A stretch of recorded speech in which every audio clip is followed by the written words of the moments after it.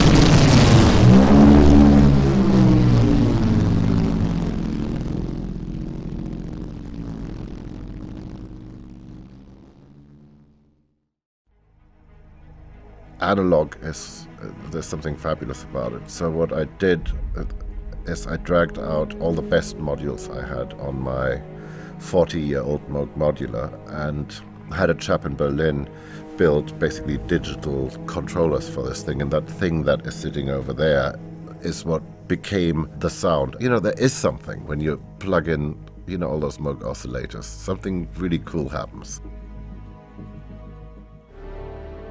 Why didn't you just kill me? Your punishment must be more severe. I think when you cover someone's mouth, it makes them harder to understand. You can't read their lips, and Tom Hardy does an amazing job of emoting with his eyes, and his body language is impressive. And we had to exaggerate the clarity of Bane's voice to overcome the fact that his mouth is covered. We kept the voice pretty natural. I mean, Tom Hardy does that accent, he does that voice, and it kind of came out of him much like it sounded in the film. We didn't monkey around with it a lot. We tried in the beginning. We experimented with fluid through tubes and breathing and gaseous kind of additions to his voice, but it all made it even more unclear. So we pulled all that stuff out and just worked on the voice, making it as understandable as possible. I started making music with computers in the late 70s. You know, when you had to go and actually write in code and stuff like this. And when you write on paper, you're basically writing an instruction manual for other people to perform. When you're writing in the computer, or the way I do, is you perform every note. At one point or the other, every note that is in the score has been played by me and been fiddled around with by me. So it takes a lot longer. The technology doesn't make things faster, it makes it slower, if anything, because it opens up endless possibilities. Plus you have to learn how to deal with it, so it doesn't drive you. I've had the good fortune to work with pretty much the same crew on all of Chris's films, and that's created a terrific shorthand and just, you know, ease of working with everyone.